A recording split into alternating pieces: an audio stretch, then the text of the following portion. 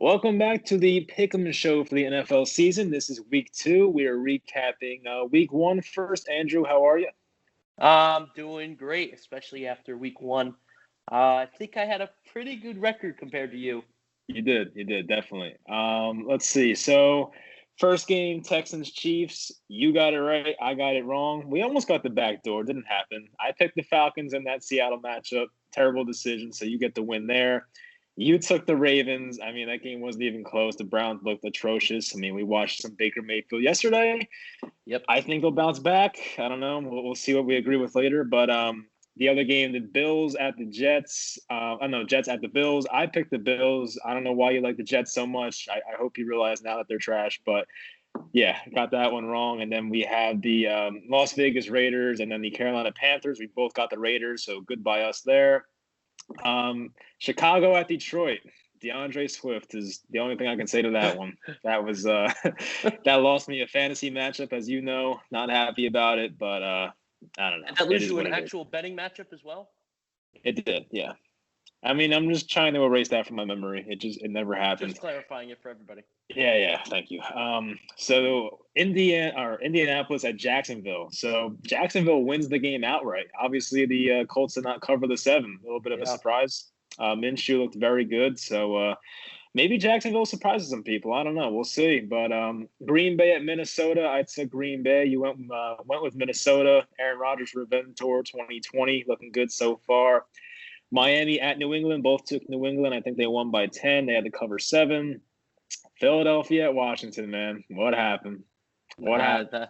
I don't know. It was a tale of two halves. Definitely. Yeah, 17-0, right? I watched that film again yesterday, and I have my problems with Wentz this week. Oof. All right. All right. The Chargers and the Bengals. That one was a push. We'll give it a tie. Bengals almost won. AJ Green got called for the push off there. Yep. Next, we have Tampa Bay, New Orleans. I'm a sucker for the Tampa Bay Tom Brady Buccaneers. I guess I was a bit too early on them. The Saints blew them out. Arizona at San Francisco. We didn't understand that spread, and Arizona won that one outright. So I guess we were right about that one. Dallas at LA Rams. I mean, this one, I didn't agree with the call. I'm a Giant fan, so I'm happy. Obviously, we're both happy about this as Eagle and Giant fans, but I thought they got hosed on that call personally, but you take that win with the Rams. Pittsburgh at the Giants. Pittsburgh wins by, I forget how much, but they definitely covered that 4-point spread. And then Tennessee at Denver. Stephen Gostkowski tried his best to give us that one. But yeah, he really did. So it is what it is. All right, so you are 9-6-1. Very good record for you so far. I am 7-8-1, and we went 1-1 on our favorite bet side. You nailed Seattle. Yeah. Falcons looked awful. So it's actually kind of outrageous because I ended up actually betting Atlanta in that game because I thought the spread got too high for Seattle, and that lost me the parlay. So yeah, I mean, when I saw you on Sunday, I was a bit surprised. You were like, "Yeah, let's bet Atlanta." I'm like, "Sure about that?" But stupid by us. All right, so week 2, let's jump into it. Thursday night, Cincinnati Bengals at Cleveland Browns. Cleveland -6. Who you got there? This was an absolute toss-up. I think I switched this one 4 or 5 times before I sent Mike the final results. And even when I sent Mike the final results, I contemplated switching it again. I went with the Bengals here. Now, I don't like what I saw from Cleveland. I actually just looked at Baker Mayfield's second week stats. He usually gets blown out in the first week, comes back, has a good game in the second week, but I did not like what I saw from Baker Mayfield. Me and Mike watched the film last night. His footwork was awful. He was staring down a lot of receivers when he was throwing across the middle, which is not good. And you don't need to be a good defense to, pick up where the ball is being thrown if you're staring down your receivers. So I think Cincinnati will cover this. Again, this is a toss-up. I could see Cleveland winning by 40. I could see Cleveland losing by 10. I really don't know what's going to happen with this one. I would stay away from this bet if you're actually considering it. Let this one go by. This is a 50-50 for me. Yeah, me being the dope that I am, I'll probably just bet this game anyway. But I did pick the Browns. I mean, I love my Browns, obviously. But, Baker Mayfield does tend to play better in bounce-back situations. I was actually at that game last year, week 2, and the Browns looked really good in that game. I think in this type of game, they'll establish the run. Hopefully, the game script will be a lot better. They won't be down 30 points right away. So I think they'll be able to control this game. Joe Burrow looked all right in his debut, but it wasn't anything over the top. I think, their offense will struggle a bit. They do have good weapons, of course, but the Browns, I think, will be able to move the ball much better here. I can't judge them fully against a team like the Ravens. They have a great secondary. The Bengals, not so much. So I think they'll be able to put up points here. I think Baker bounces back nicely. I think Odell finally has that game I'm waiting for, but I like the Cleveland Browns a little bit more in this spot. But as you said, it's really a toss-up. I can easily see the Bengals winning this game as well. Next, Jacksonville at Tennessee. So Tennessee is a -9, and I think we differ on this one.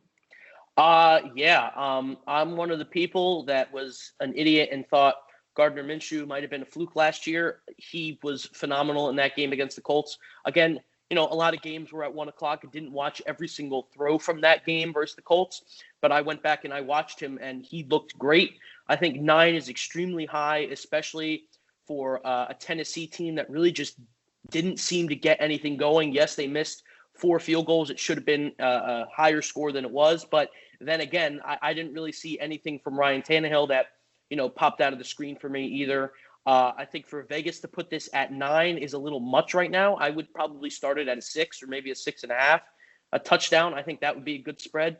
But Gardner Minshew and DJ Chark, just like Mike predicted before the season, they have been absolute money. They finally get a full offseason together, and they don't lose a step. I think Jacksonville could cover this 9-point spread, but I could also, again, see Tennessee just going completely off and, exposing the team that we all thought the Jaguars really were. Yeah, I think back to this matchup last year. I think it was at Jacksonville, actually, and I think Derrick Henry had probably close to 200 yards that game. They were dominant. I just don't see how they stopped the run. I mean, we saw it on Monday night. They ran the ball like 30 times with Henry. Yeah. I think they try to do the same thing here. They'll have more success in this spot, I think, and Tannehill's going to have a lot of time to make throws in this game. So I think their offense will be great, the Titans. It's tough to pick a team that is supposed to win by 9 when they can't make a damn field goal. But I think they'll put the ball in the end zone a lot here. I hope Gostkowski figures out his problems. I do like Gardner Minshew, so it is tough to pick against him. I like Chark, obviously. Laviska Shenault had a touchdown, I think, last week. So you can't completely count the Jags out. And if they started 2-0, that'd be a great story for football. But I just think the Titans are so much better of a roster, and I think they'll win this game by, I would say, around 2 touchdowns. So I like the 9 there. I'll take the Titans. So we differ on the first 2. Next, we have the Giants at the Chicago Bears. I think we agree here. Yeah, I'm going to go with your New York Giants here. Again, Chicago won that game against Detroit, which we both found as a surprise. But like the Eagles Redskins game, this was a tale of 2 halves. Mitchell Trubisky, I'm not even a tale of 2 halves, a tale of a quarter for Mitchell Trubisky. He threw 3 touchdowns in the fourth quarter, couldn't get anything going until then. He looked like normal Mitchell Trubisky until that point. And I don't think that happens again. And I think the Giants are a better defense than the Detroit Lions. I think they have a better front 7, and I think that's going to get to Mitchell Trubisky eventually. I really like what I saw from their front 7 against the Steelers. Obviously, the Steelers have a pretty good offensive line, but I really saw the Giants establish the pressure early. I think that's exactly what they do with the Chicago Bears, and I think Mitchell Trubisky will fold. Now, I can see the Bears winning this, but 5.5 is way too high for me. If you watch that Giants game, the only reason that they lost is because they couldn't get the running game going. A lot of long drives with a lot of passing plays. I think they established the run. I think Saquon Barkley's got to become more of a bruiser. Well, it's hard to become a bruiser when you're getting tackled behind the line, but I think he needs to try and push through that line instead of trying to get to the outside. I think he'll do that, and I think the Giants have a legit shot to win this one. I do too. I mean, I think if I had to guess right now, I would still say Chicago wins this game by like somewhere from 1 to 4 points. That's how I feel right now on Wednesday. That could change. But by the end of the week, I could see the Giants probably winning this game. I think, Mitch Trubisky obviously has that great comeback. They play great in the fourth quarter. Hated seeing that. And, there's some Allen Robinson news going on. I mean, I'm sure he'll play, but the rumors are swirling about him possibly wanting a trade. Some people say it's not true. If he's out of this game, that would be fantastic, but I'm sure he'll play.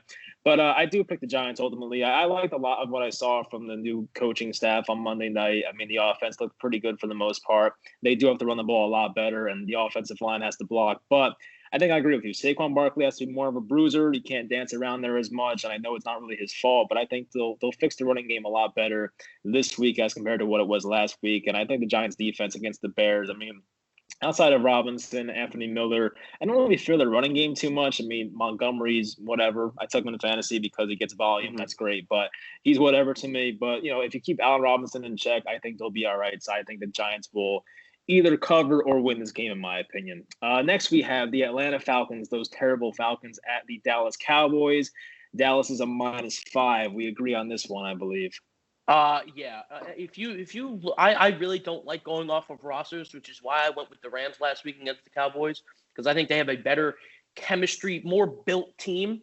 But I mean, you look at that game last week, Falcons versus Seahawks. I think the only thing the Seahawks have better than the Cowboys is quarterback.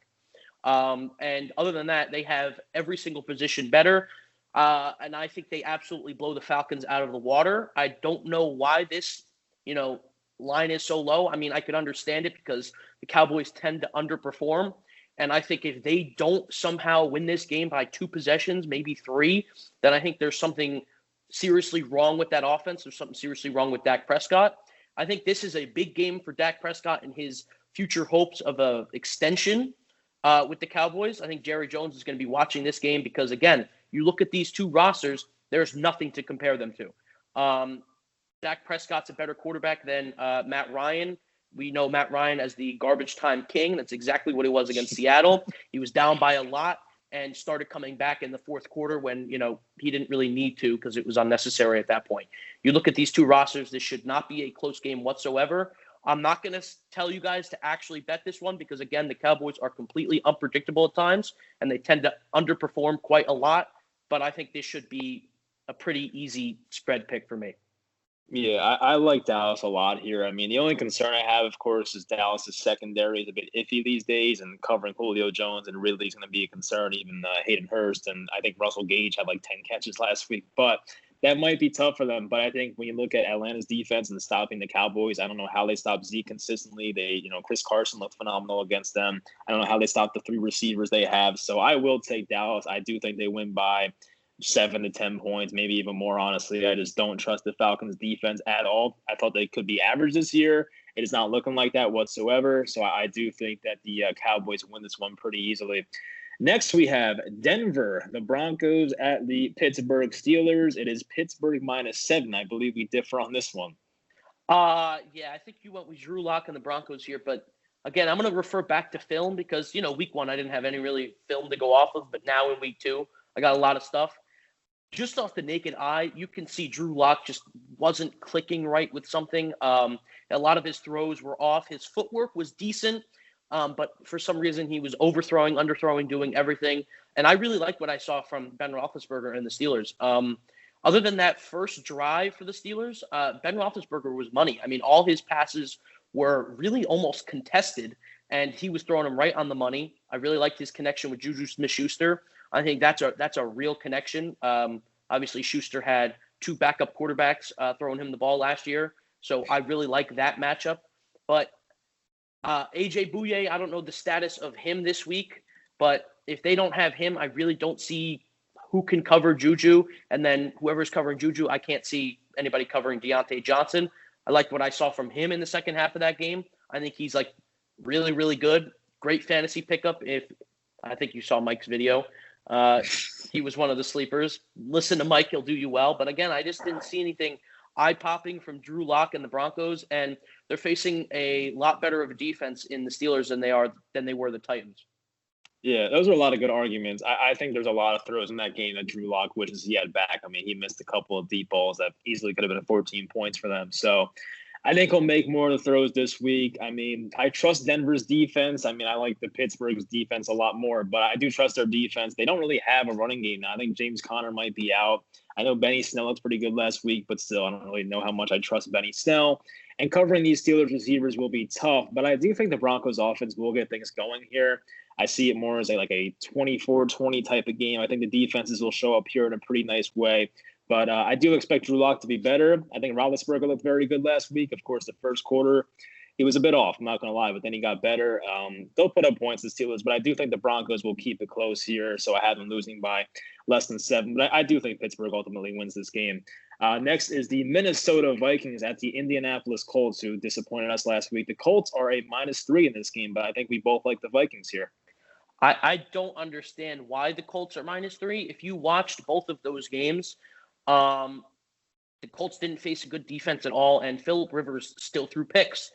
We thought all this time that it was because of their offensive line in LA or San Diego, if you will. But he has a great offensive line with him now in the Indianapolis Colts, and he was still, missing a lot of passes and throwing a lot of balls over receivers' heads and throwing interceptions. I really liked what I saw from the Vikings.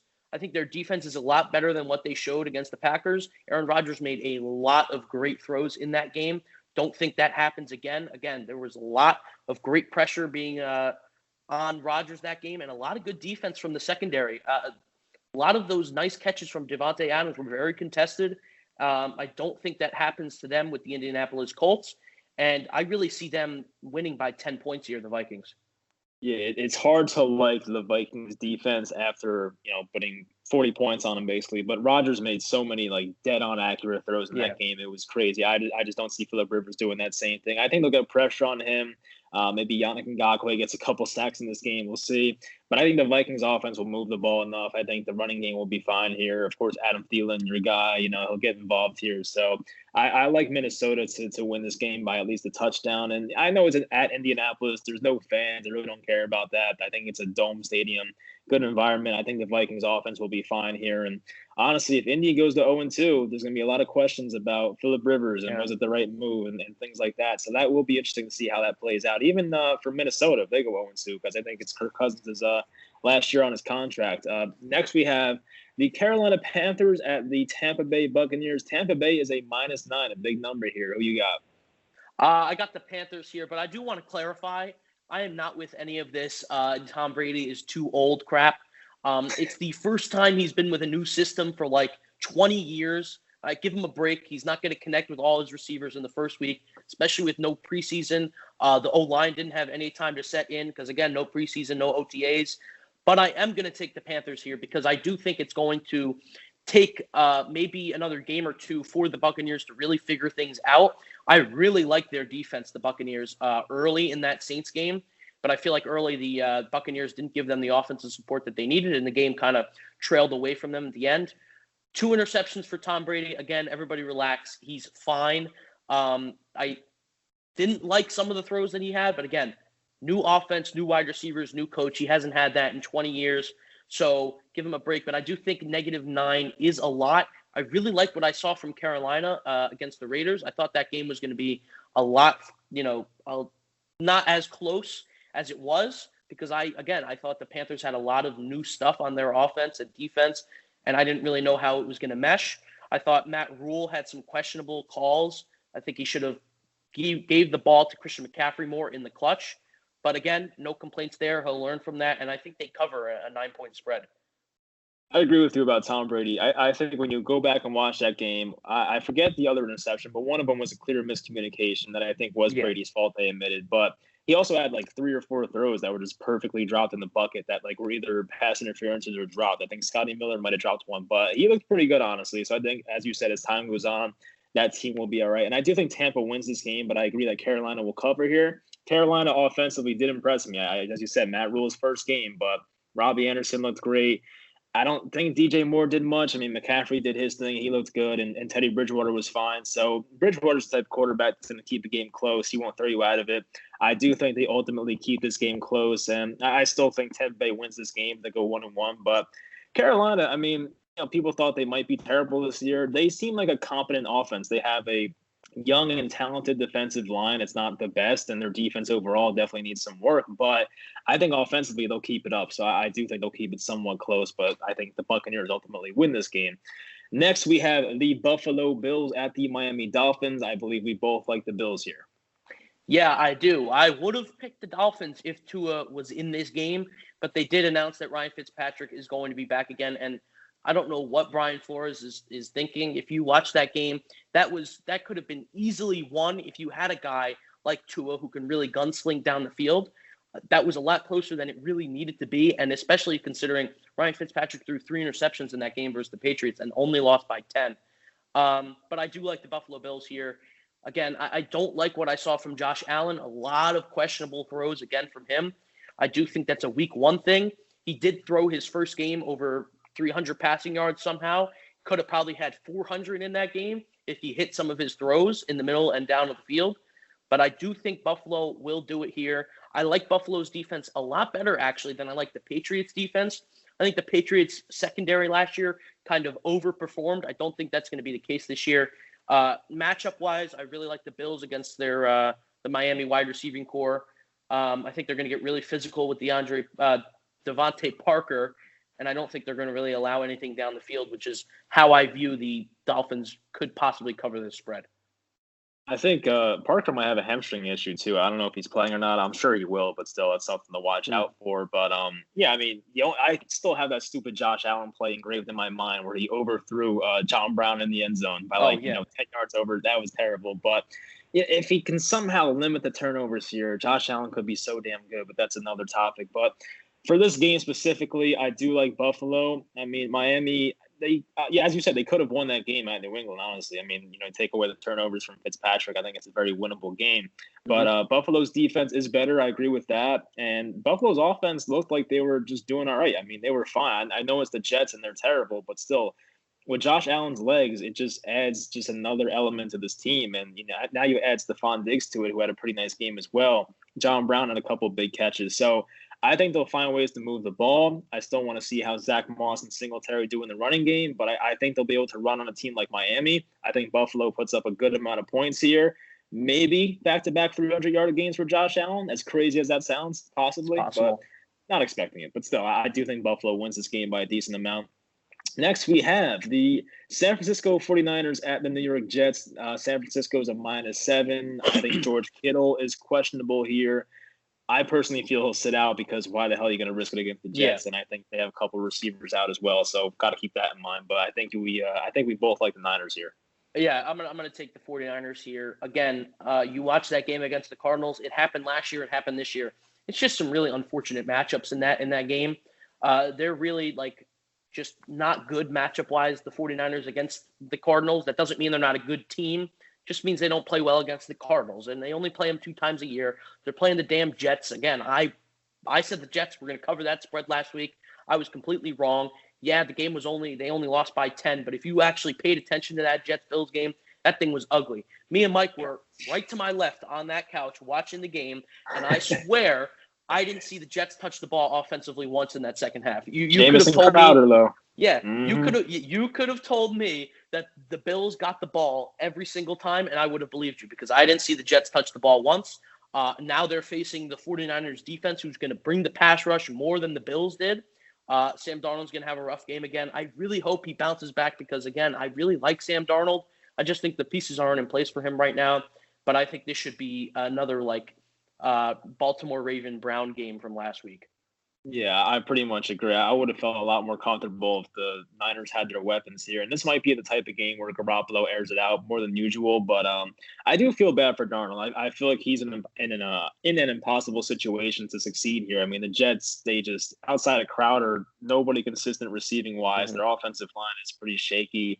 I think Mekhi Becton might have missed practice today or something, so he's got to play for their sake. And now Le'Veon Bell's out as well, so we're talking about Frank Gore and I think Michael P. Ryan being their running backs here. So I don't know how the Jets move the ball offensively. I think the Jets are going to score 6 to 10 points somewhere in there. I mean, San Francisco will probably score at least 17, hopefully. So I think they'll cover this number. I think they should probably win by at least double digits here. I'm surprised it was -7, but maybe they know something we don't. I really don't know, but I'm not really high on the Jets right now. I feel like me giving the Jets a 5-11 prediction this year was a bit generous at this point. This honestly looks like a 3 or 4 win team, so we'll see how it plays out. But I do like the Niners this week.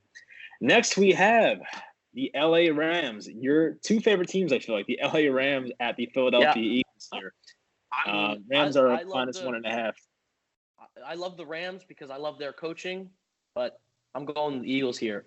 This is not biased whatsoever. I actually did some research. I think if the Cowboys somehow included the tight ends, which it was hard to do because, again, Blake Jarwin went out early in that game, I think they had a legit shot at winning that game, and I think that's exactly what you need to do against a team like the Rams is really establish your tight ends, and I think that's exactly what the Eagles do. Now, there weren't that many positives from that Eagles-Washington game, but if you did watch the first half, they did really well with their tight ends. Dallas Goedert had a 100-yard game. He had a nice touchdown. Zach Ertz had a drop catch, but he was getting open too. So I think what it also does is you clog the middle with a bunch of tight ends, and you leave the edges open for Deshaun Jackson and Jalen Reagor. Jalen Reagor would have had a nice, probably 60-yard touchdown pass if Carson Wentz didn't overthrow him at the end of the second half. That puts him above 100 yards on the day, and I think he's really going to be good. And I think Philly wins this game. They get Lane Johnson back. They're going to get Miles Sanders back. The running game is going to be back. The majority of the offensive line is going to be back the way it used to be. And if you look at the Eagles' record with Lane Johnson on the field, it is a lot better than it is without him on the field. I think that actually really helps when you have a guy like Aaron Donald that you have to face on that line. Having someone like Lane Johnson there to potentially guard him, which is probably not going to happen that much. But I just feel like it's a good matchup for Philly offensively. I don't mind it. Yeah, I think you're being biased here. Not like I could see the Eagles winning this one for sure. I get it, but now I'm kind of late on the Rams bandwagon here. But I did like what I saw from them on Sunday night there. So I will take the Rams to win this one by 2 points or more. So their offense looked good, honestly. I mean, I know you talked about McVay. You texted me his game one or first game of the season numbers, and they were averaging like 36 points per game. And I know that's definitely incredible. But Philly's defense, no offense, does not scare me too much. And there's no fans, obviously. Philadelphia is not going to be as hostile as an environment. So I do like LA here. They'll be able to move the ball. Defensively, I might like the Rams a bit more. They have a young secondary that I like. And I mean, of course, covering the tight ends might be tough because, they lost Corey Littleton in the offseason. He was great for coverage against tight ends. Mm-hmm. So maybe Ertz and Goddard once again have a nice day. But I think they'll have to be very efficient offensively, the Eagles, to really move the ball. And Carson Wentz, we talked about it many times, has to throw the damn ball away, stop taking the sack, stop losing 15, 20 yards. So that needs to happen. By the way, I just got a Browns injury report for tomorrow night. So Greedy Williams, Kevin Johnson, Mac Wilson are all out. Jarvis Landry, Jedrick Wills, Jack Conklin, J.C. Treader, Olivier Vernon, and Chris Hubbard are questionable. I mean, I feel bad about picking the Browns now, but it is what it is. Not switching, no. Browns by 100. Next, we have the Detroit Lions, who broke my heart and probably yours a little bit last week. Detroit Lions at the Green Bay Packers. The Packers are a -6. I think we both like Green Bay here. Yeah, I do like Green Bay. And yeah, the Lions did break my heart a little bit last week, but it was funny to see your parlay go to crap after the DeAndre Swift situation. I wish we had a video of me when he dropped that ball. I mean, that was... I sat him on my bench that week, so I was kind of happy. He actually put up a decent amount of points. That would have got him over the edge if he caught the touchdown pass. But again, I am going to go with the Green Bay Packers here. Don't think Aaron Rodgers will have the same game at all. Again, a lot of beautiful throws on some beautiful coverage by the Vikings. There's not really going to need to be as many beautiful throws because I don't think the Lions are going to get that much coverage against a guy like Devontae Adams. I think if you have Lazard this week, or Lazard, I don't even know how you pronounce it. I think he's an absolute. I think he's a start in fantasy because I love the matchup against him. You're putting, is the rookie on Devontae Adams this week? That's their best corner, right? I don't know. He didn't play last week, but if he does play, then I would imagine. Yeah. Yeah. Okay. I'm gonna take Green Bay by. I think they're gonna win by 14 points, possibly. Again. Guys might hate to see it, but I think Aaron Rodgers is still declining. The stats prove it. I think he did have a really good game. And just because I say he's declining doesn't mean he's good. He still puts up fantastic stats. They're just a little less than what they were a few years ago. But I do think he takes a step back this week. He won't have the game he had last week, even though he's playing a worse defense. But I still think they're going to win by quite a few points. I agree. I disagree with the Rodgers part. I think, once again, he puts up a great game.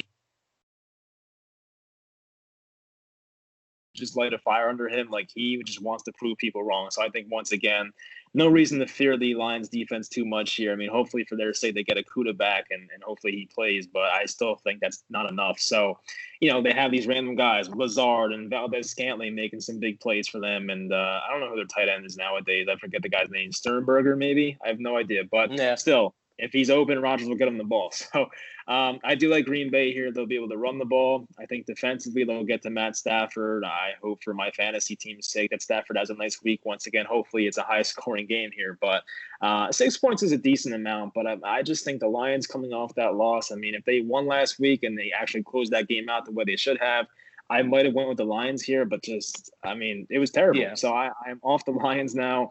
I'm going to go with Green Bay here to cover the 6. Next, we have the Washington football teams at the Arizona Cardinals. Cardinals minus 6.5. I love the Cardinals here, and I'm sure you do too. I love the Cardinals here. I think the only reason, hate to bring it up again, I think the only reason the Eagles lost that game was because they didn't have enough quick throws. So, again, Carson Wentz was sitting in the pocket too long. And then when that happens, again, he doesn't know how to throw the ball away, so he just gets sacked. I think Cliff Kingsbury is a genius when it comes to short passes. Quick passes, he's going to get the ball out of the hands of Kyler Murray very, very quickly. And I think that's what you need to do against a Washington, defensive line that really performed very, very well, even though the Eagles did have a hurt offensive line. Chase Young was outstanding. He was a monster. He was playing against a Hall of Fame left tackle, Jason Peters. So say what you want, but he was still playing a very experienced left tackle in his first game, and he was outstanding. That is a game, by the way, I did watch every single second of. I wish I didn't, but I did. And I love Arizona. I think DeAndre Hopkins is going to have another big week. And again, how can you not love DeAndre Hopkins this year? He has the biggest chip on his shoulder, and he just runs with it. He just loves going off on Twitter, just roasting everybody. I love it. I think he, along with Lamar Jackson, have the 2 biggest chips on their shoulder. And I think that might be the difference in this one. Again, I could see this one as a double-digit win for the Cardinals.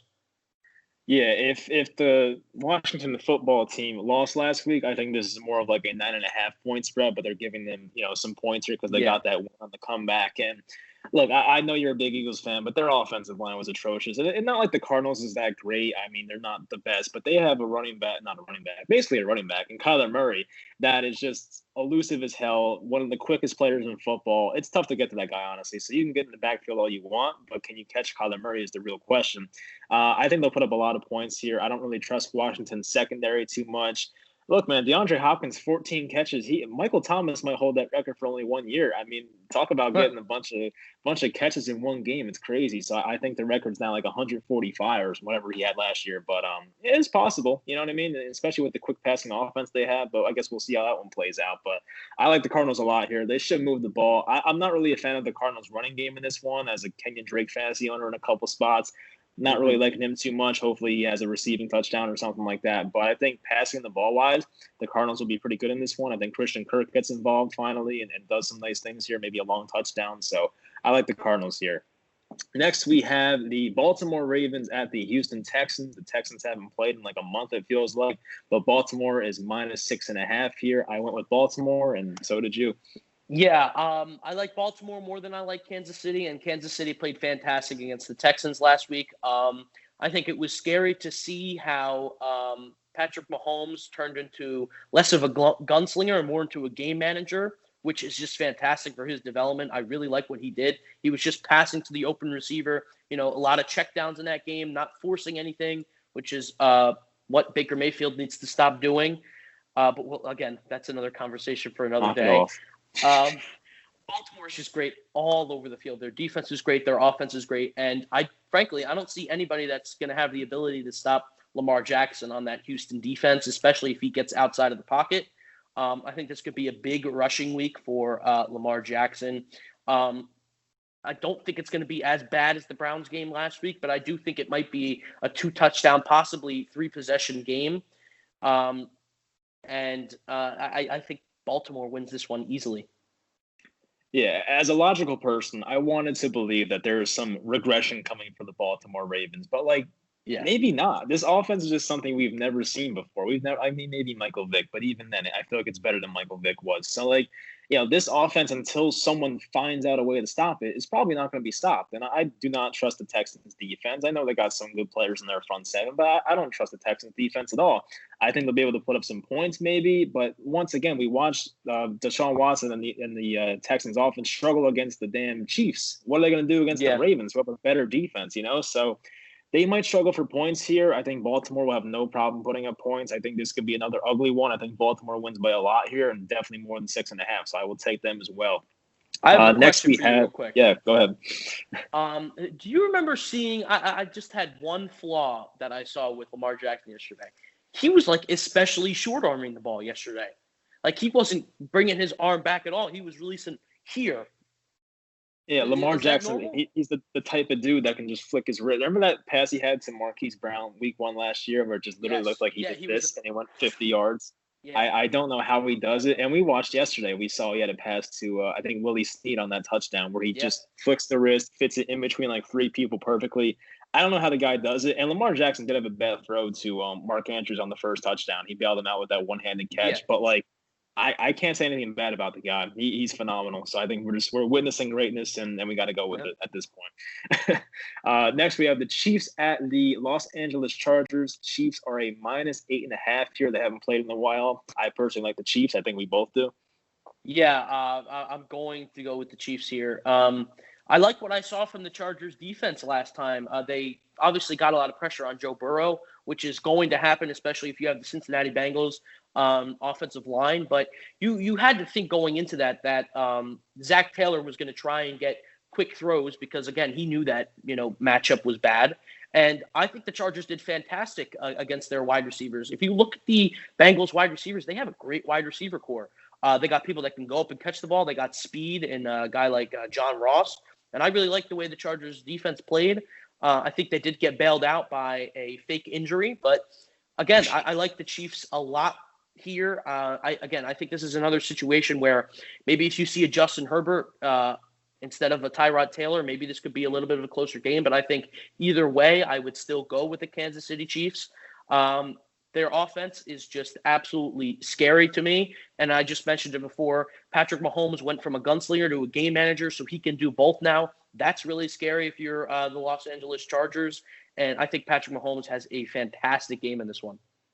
I like how you called out Randy Bullock for faking injuries. That is pretty funny, but you might be right. I really don't know. Yeah, I mean, look, you said it. You're the one who said they put the wrong leg on the injury report. I didn't even know that. Allegedly. I mean, they called it a multiple calf injury. I have no idea. I'm not going to diagnose that or anything, but whatever.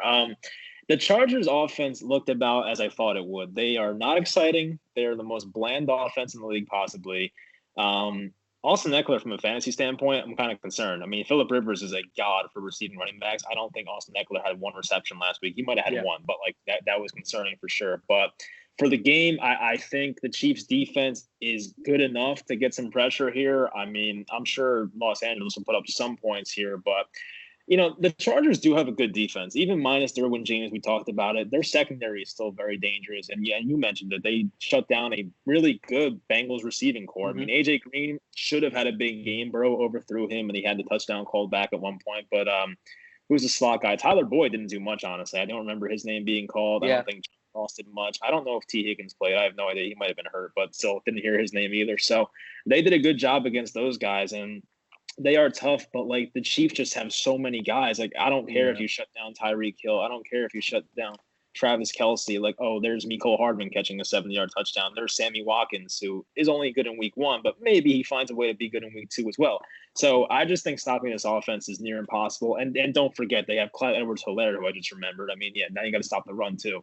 So this offense, it just went from a great passing offense, and of course it was a great running back system, but now they actually have a fantastic running back. So, like, it's so hard to stop this team. I think the Chiefs once again put up 30 points or so. And I think this was Mahomes' coming out party 2 years ago against the Chargers. So I think once again, I'll put up a great game. I agree with you there. Next I guess this is Sunday Night Football. We have the New England Patriots. Cam Newton, he had a nice game. They are at the Seattle Seahawks. The Seahawks are a -4.5 there. This is probably an actual bet for me. If I had to choose one this week, I really don't like anything that much where I would actually bet something, maybe the 49ers game. But hey, Andrew, I got to interrupt you. Yankees reinstate. Okay, you got it. I saw it on my phone. I didn't want to bring it up. I didn't know what we were doing here. I know. I got to post that, after we're done here. But, oh, man, that's going to be so exciting. Okay, Seattle.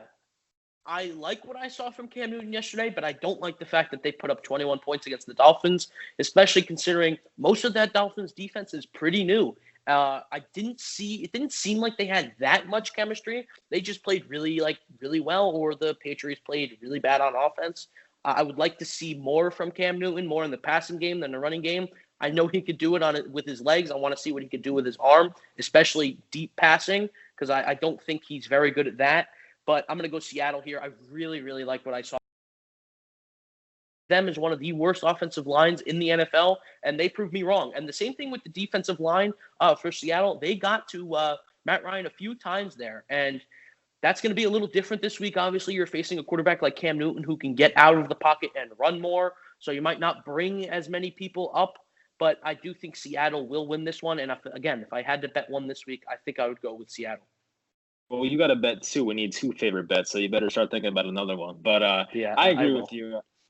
I like the Seahawks in this one. I mean, the Patriots, they looked good, but it kind of looked like you were watching a high school football game. I think Cam Newton had 19 passing attempts. I don't know. You don't see that too much in today's NFL. Yeah. So to see they were running the ball efficiently, especially in the red zone for Cam Newton. So, I mean, that was great, but is that going to happen against a team like Seattle? I mean, I know Seattle's defense isn't the best in the league these days, but it's definitely not the Dolphins. So I'm pretty sure Seattle will have a good day offensively. I think they'll be able to just run and pass the ball. Chris Carson looked great last week, of course, and even Carlos Hyde got in there a little bit. So two power backs for that team, and then you got to stop Metcalf. You got to stop Tyler Lockett as well. It's going to be tough, and obviously I trust Gilmore. I do like New England's secondary still. I do believe, as you said, they might have got a little lucky last year with the turnovers, especially. But I do think Russell Wilson, still top 3 quarterback in the game. I will take that, especially 4.5 points. It is a primetime game. It's at Seattle this time. I just think it's going to be a much tougher go for the Patriots than it was at home against the Dolphins in a 1:00 matchup. Lastly, we have the New Orleans Saints at the Las Vegas Raiders. The Saints are a -5.5. Michael Thomas will be out this game. I believe you changed your pick for this one, right? I did last second. I chose the Raiders because of Michael Thomas being out. And again, I would have felt a lot more comfortable with Michael Thomas there, obviously. But I'm still going to go with the Saints here because, honestly, Michael Thomas didn't have that much going for him in the game against the Buccaneers, and the Saints still got it done. I think Alvin Kamara is going to have another big game, maybe not necessarily running-wise, but I think in the passing game he's going to have a really good game. And I do think the Saints need to stop using Taysom Hill. I don't like when they use Taysom Hill. It bothers me for some reason. I think Taysom Hill's a fantastic player. He's a great athlete, but I think it's a little predictable at sometimes when you put Taysom Hill on the field. It's going to him, or else why the heck would he be on the field? Sometimes it doesn't, which surprises me, but most of the time it does. So I think they need to stop with that. But I like New Orleans here. I really like what I saw from the Raiders. They played a lot better than I thought on offense. The defense needs to clean things up a little bit. I thought they should have played better against the Panthers. But again, like you said, Teddy Bridgewater just stays in games. He won't throw you out of games, and I think that was part of the problem as well. But I'm going to go New Orleans here for really no statistical reason, but just because I think they looked great last week. I will say the Taysom Hill thing, you are right sometimes that when he's on the field, it makes it predictable. Like we know it's going to be like a read option or something like that. Yeah. But there was that play on 3rd down last week when they were running out the clock where Hill lines up like right behind the left tackle and pops out, and Brees throws it back to him, and he throws it to Kamara, and they nearly scored like a touchdown off of it. So that play, crazy things can happen with Taysom Hill on the field. And I think with Drew Brees being old as he is, I think having Hill there is not the worst thing for him, honestly. So I don't mind it as much, but I guess we'll see how that plays out in the future. So, yeah, I'm going to go with the Raiders here. And maybe I'm a fool. I am not a Derek Carr guy whatsoever. I don't like the guy. I think he's overrated. But, they're in a good spot here. No Michael Thomas. Alvin Kamara, fantasy points wise, had a great game last week, but even yards wise, it wasn't the best. I mean, he had, I think, 30 rushing yards maybe or something like that. It wasn't that great if you take away the touchdowns. So I think they'll be able to find a way to not make the Saints offense look as good as it usually is. So I think that'll definitely help them. And for the Raiders offense, I mean, they should be able to move the ball somewhat here. I like Josh Jacobs. I'm sure, the offensive line for the Raiders is pretty good these days. So as long as Derek Carr is not complete garbage, which definitely could happen, I think they'll find a way to keep this game close. I think the Saints probably win this game, but I think if the Raiders won, it would not shock me. So, I mean, it would be cool to see that. Hopefully they do find a way to win. This is the first game at the new stadium, right? I think it is. Yep. That's exciting. All right. I love their stadium. Yeah. So that's something to look forward to as well. I mean, yeah. All right. So to close it out, give me your 2 favorite bets here because we didn't do it beforehand. I'm going to go Seattle and San Fran. Okay. 2 NFC West teams. All right. Yeah. I mean, San Fran, I have 3 teams listed here. I'm between the Cardinals, San Fran, and the Cowboys. I will go with the Cardinals and San Francisco. Okay, all right. Let's make it sure. Cardinals and San Francisco for me. That's what we'll go with there. So, yeah, I mean, we agree on the 49ers. We know the Jets are not good whatsoever. Adam Gase's last year, 99% chance. But, yeah, I mean, that's pretty much it. I'll do it for this video. Congrats to Andrew for his nice week 1 of 9-6-1. Yeah, nice little slow clap there.